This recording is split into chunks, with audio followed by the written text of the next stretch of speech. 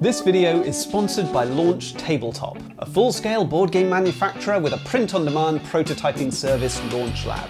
Hang on until the end of the video for more information and a discount code. Hello, and it's time for another 10 in my top 100 lessons that I've learned about board game design over the 10 years or so that I've been making games. I'm Adam Porter, I design games, I review them on this channel. If you like what I do, please comment, subscribe, and share the video.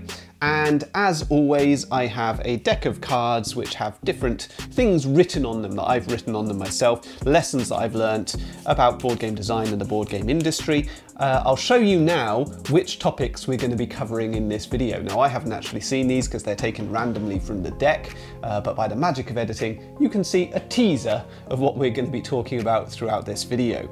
So let's get started with card number 1, which says, you need a solid 2-player mode unless it's a party game. And I really think this is starting to become true in the industry.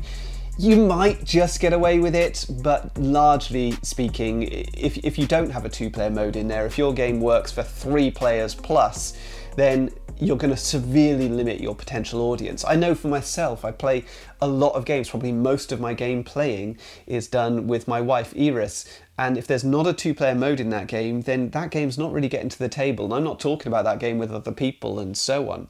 And frequently I find that my favourite games, I actually only play them at 2, because once you get beyond that, the game slows down. Often with these European style games that I have behind me, there's not a massive amount of player interaction, so adding in extra players doesn't really increase the fun in the game.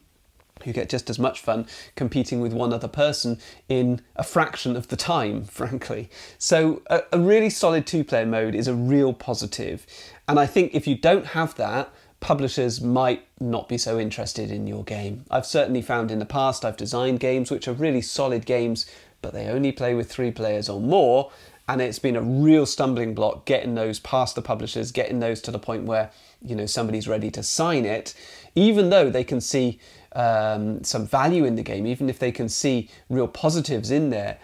If there's not a 2-player mode, well, then it's going to limit its sales. If it's a party game, that's a different story, of course. If you've designed just one, you don't need a 2-player mode. Or indeed, if you've designed a solo game, of course, you don't need a 2-player mode. Although, actually, a lot of solo games do seem to have some sort of 2-player option in there. Again, just to broaden the potential experience.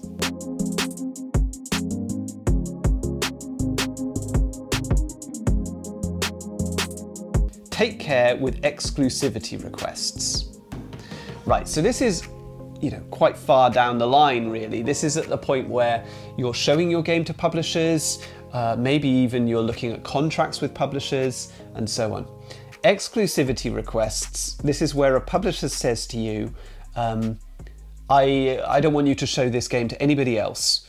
We're maybe not quite at a position where we're ready to say we're going to publish it, but we want exclusivity over testing it. So they want to spend some time looking at the game while you can't really show it to anybody else, or they ask you not to sign it to anybody else without first giving them a chance to sign it at a later point. I understand why publishers request it. It's really beneficial to them because frequently testing that game does take a considerable amount of time and effort and resource on their behalf, and if that game then gets signed from under them by somebody else, you know, they've put all that time and effort into it for nothing. But frankly, I mean, we put a lot of time and effort into things with no reward at the end of it all the time as game designers, and you can lose a lot by going into exclusivity agreements with publishers. Because you might agree to, you know, let them test it and you're not going to sign it to anybody else, but that could take months, and that's all months where you could have been advancing your prospects with other publishers and there may be no deal at the end of it. I've had, for example, requests to enter into an exclusivity agreement where I develop the game in collaboration with the publisher, and there's no promise at the end of it that that game will actually get published. And they're working on their reputation, right? This might be a really solid publisher that you really want to work with. And so that promise of, we will work with you, we will help you to develop this game. And you know, if we don't publish it, you've got an even better game. That's sort of tempting. But all the time you're going through that process, you're turning away other potential publishing avenues. So I tend to be as upfront as possible with publishers and just say that, you know, that's not the way that I work. And sometimes that means turning down a publisher that I'd really like to work with. But I think there's more benefit to be had by showing my game to multiple people and just being honest about it from day one. So take care with exclusivity requests. If you really are going to agree to something, then I think you need some sort of payment for that. That said, I'm happy to, if there's a publisher I really want to work with, I might allow them a month or so to test it, where I'll say to them, do you know, I will be showing this game to other people, but I won't sign it to anyone for at least a month or 6 weeks, you know, and so you've got that period where I will be coming back to you at the end of that period, and if I've got other offers, I'll at least allow you the opportunity to make an offer. Now, that's not quite the same as giving somebody first refusal, although I might, I suppose, theoretically do that. But I want to be as respectful as possible to all the publishers looking at the game to make sure I'm not wasting anybody's time.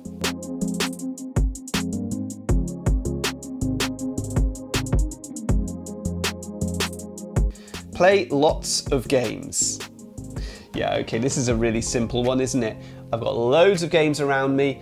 Most of these games have been released in the last 20 years, maybe a little longer, maybe 25 years or so. Some of them are a little bit older, but I do quite frequently meet designers, usually new designers, who come to playtest meetups and things like that, and they haven't played any of these games. All they've played is the mass market games that came out. I mean, often these games were published in the 1950s, the 1960s, maybe up to the 1980s, but we're still talking 40, 50-year-old games, and things have moved on so much. Really, to stand a chance in the modern gaming industry, you need to know what's coming out now. You need to know how the craft has developed, and that means playing a lot of this sort of stuff that's all around me here. And I know that that requires a budget, okay? That requires you to be able to afford to purchase some games. But maybe it doesn't. You know, there are a lot of gaming meetups out there in lots of different towns and cities all around the world. Most places have gaming meetups where you can go and play lots of games in a relatively short period of time, and you can see what people are enjoying and you can ask those questions. And if you can't get to a gaming meetup, you can go to a board game cafe and somebody there will teach you to play the games. Or you can watch reviews online, you can read rule books online, you can follow the Board Game Geek website or various different social media outlets where people are talking about games, and you can keep up with what's going on in the industry. Get out there and play modern games. You can't get left behind if you expect to be any sort of success in the industry.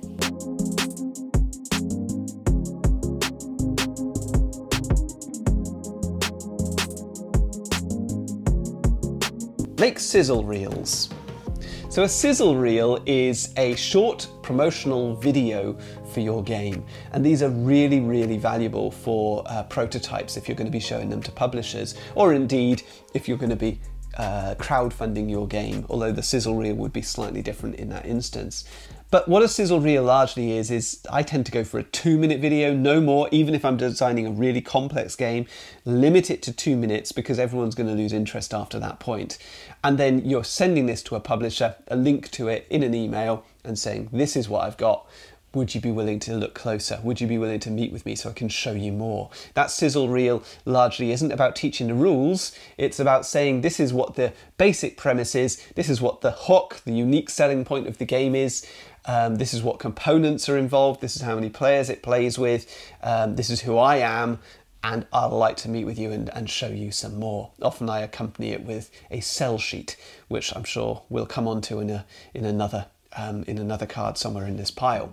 So make sizzle reels. If you struggle with that, then watch my video on the subject. You can make them with a simple iPhone like I have here. It doesn't need to be a complicated setup, but yeah, you want to get into the habit of filming your game before you show it to people and keeping it brief and concise.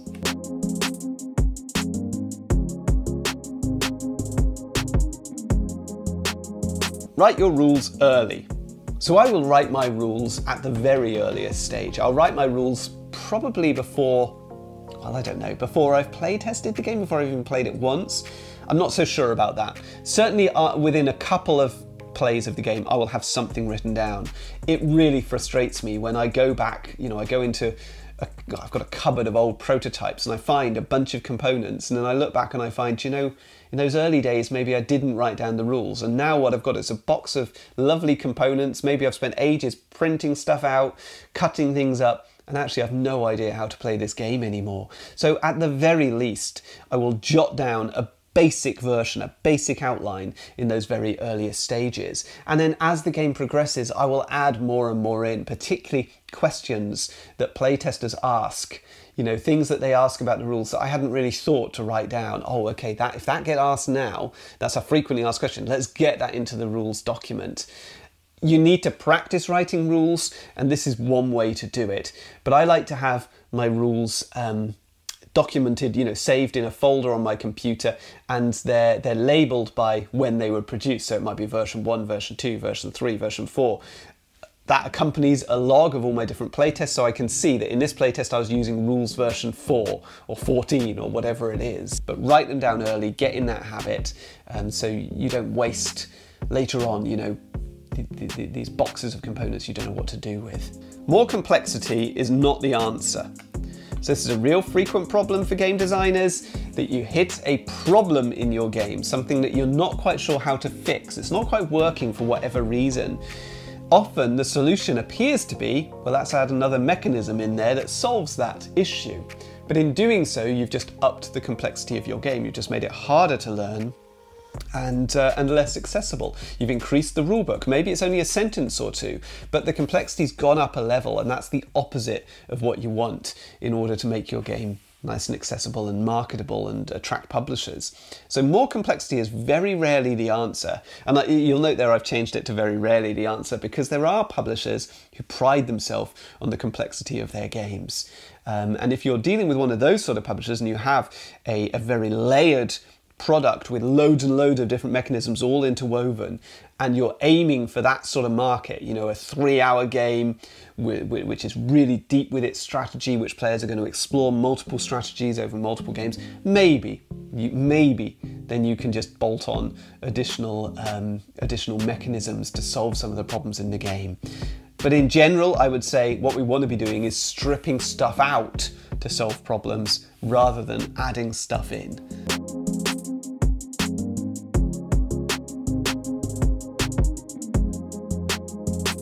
Ignore playtester feedback. Well, most of it. I made a whole video about this called Carcassonne Parabole for board game designers, which is all about how playtesters will tell you all sorts of different things. They'll tell you their opinion. And if you listen to all of it, you'll be pulled in every direction at the same time. I see this frequently again with new designers, where they will come to a playtest meetup, they'll be told, this is the way you should develop your game, and they follow that advice. The next week they come back, they've got a whole new version of their game, and somebody tells them to take it in a different direction again. So they follow that advice, and they're being pulled from pillar to post. The whole thing is just swinging in one direction, then another, and the designers lost all sense of what they actually wanted the game to be. So listen to the playtester feedback, but you don't have to act on it. Okay, take it on board, consider it, and pick and choose which bits you incorporate into your game. Okay, the majority of it can be safely ignored, listened to, but ignored.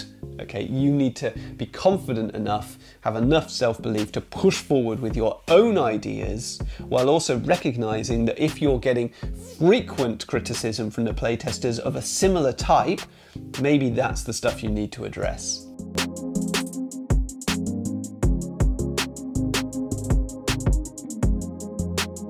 Build a community. They will energize you.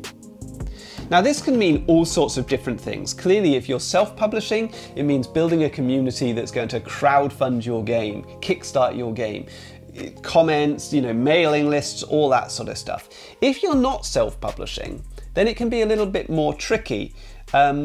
For example, you know, I don't self-publish, but this channel is a community.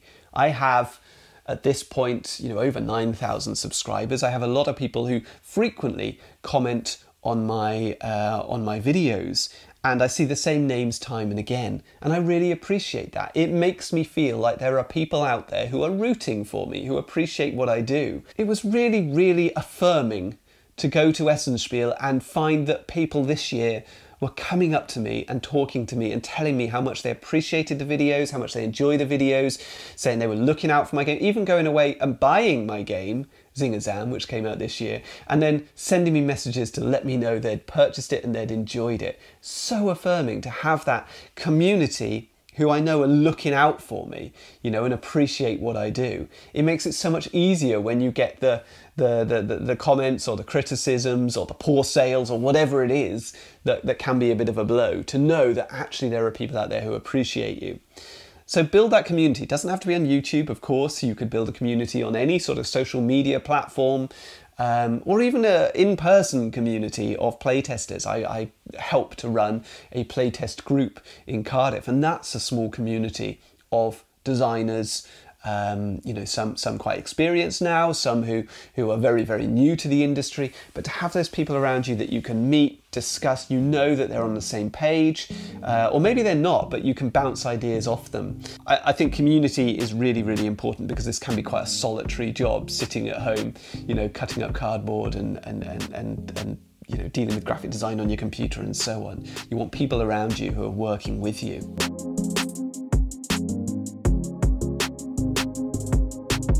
Laminated sticker paper is a revelation, as are blank dice and mount board. I've tried to cram 3 little tips about prototyping into a single card there. So yeah, let's focus on these 3 things.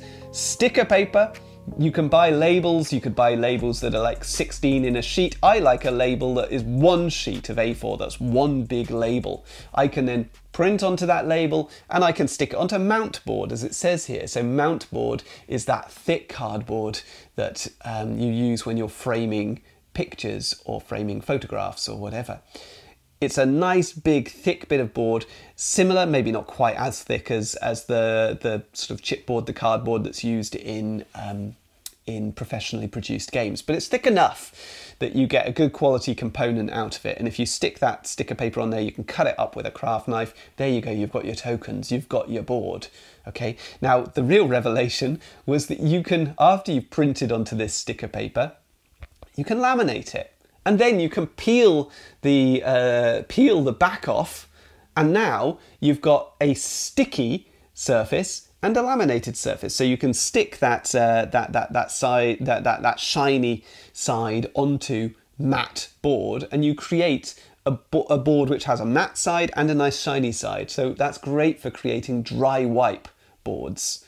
Okay, dry wipe components, like for example the pieces that I used for making my game Doodle Rush. Blank dice, that is the other big revelation. You can order these blank dice. There's a site, I think it's blankdice.com or blankdice.co.uk, and they have all different types of dice. I've got D8s, I've got D6s, loads of D6s, and they're just plastic dice with slight indentation on them that you can stick labels on. Again, my sticker paper comes in handy there. I can print off loads and loads of these little labels, cut them up, stick them on these dice. There you go. I've got my customized component. They're not expensive. In fact, they're cheaper than wooden cubes, I think, or there or thereabouts. So you can get a lot of these cheap plastic dice of all different colors for relatively low cost, and you can sticker over them time and time again, of course.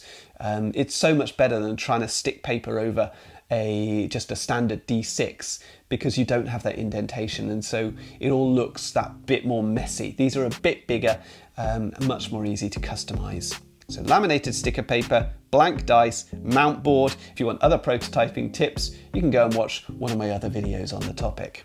Your game is a product. Well, that's a big, broad statement, isn't it? But it was a bit of a revelation to me, realizing this over the last few years, particularly with the release of my game Pikoko, that attracted a lot of attention because it looked like a toy, and not because of the gameplay. Okay, the gameplay, I think, stood up, but the main thing that attracted attention was the appearance of it. And it made me realize that your game is more than just the rules, okay? It's all sorts of other things. And I've made a ton of videos around this subject of design thinking, looking at your game in terms of what does your audience need, what do they want, ideating that, playtesting it, prototyping, and developing from that standpoint, looking at How does the game provide feedback to your audience? Looking at the aesthetics of the game, looking at central standout components, looking at the marketability, looking at how you onboard your game, you know, how easy is it to learn, how easy is it to get into it, how easy is it to attract people to your game, looking at sustainability and inclusion and diversity and all that good stuff. Okay, but looking at your game as a rounded product, not just a set of rules. If you take that approach, then you're going to create something that has some value and might actually have a chance in the market. But there are a million videos on this channel about product design, and I don't think it's talked about enough in game design circles. Okay, so thank you for watching another 10 in my 100 lessons that I've learned about board game design over the past 10 years. I hope you'll come back for the next video, which will be numbers, 30 down to 21 I think we've got next. So I'll see you then. All the best. Did you know that with LaunchLab, game cards are always collated in the order that you submitted them? They're not randomized as with some other print-on-demand services. Sometimes it's the details that matter. So if you want your components delivered in exactly the format that you requested, visit launchtabletop.com and use the code AdamInWales for a 20% discount on your order.